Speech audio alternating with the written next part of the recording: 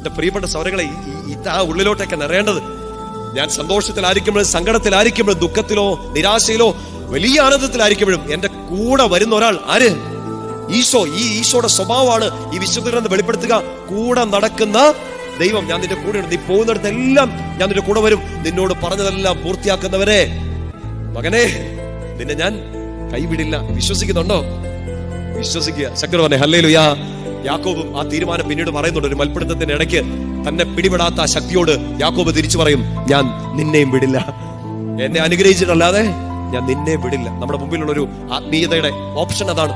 നമ്മളോട് വെളിപ്പെടുന്ന ദൈവത്തിനോട് നമുക്ക് തിരിച്ചു പറയാനുള്ള വിശ്വാസം ഇതാണ്, എന്നെ കൈവിടാത്ത കർത്താവേ, ഞാൻ നിന്നെയും കൈവിടില്ല. ഞാൻ ഇട്ടേച്ച് പോകത്തില്ല. എന്നാ സംഭവിച്ചാലും, ഒറ്റയ്ക്കായി പോയാലും, യാബോക്ക് നദീതീരത്ത് ഒറ്റയ്ക്കായി പോയാലും, ഭാര്യയും കുഞ്ഞുങ്ങളും അക്കരയായി പോയാലും, നേടിയെടുത്തതെല്ലാം നഷ്ടപ്പെട്ടു പോയാലും, ഈ നദീതീരത്ത് ഈ രാത്രിയിൽ ഉറക്കം കിട്ടാതെ ഞാൻ ഒറ്റയ്ക്കായി പോയാലും, എന്നെ പിടിച്ചു വെച്ചിരിക്കുന്ന കർത്താവേ, ഞാൻ നിന്നെ വിടില്ല. അതെന്റെ കാലിന്റെ ഇണക്ക് തെറ്റിയാലും, മരണം വരെ ആ ഉളുക്ക് എന്റെ ദേഹത്തുനിന്ന് മാറിയില്ലേലും, കടം മാറിയില്ലേലും, രോഗം മാറിയില്ലേലും, എന്നെ അനുഗ്രഹിച്ചില്ലേലും, ഞാൻ നിന്നെ കൈവിടില്ല. അതാവണം ക്രിസ്ത്യാനി സർ, അതാവണം. ഞാൻ ചോദിച്ചത് കിട്ടിയപ്പോ ആയ ക്രിസ്ത്യാനി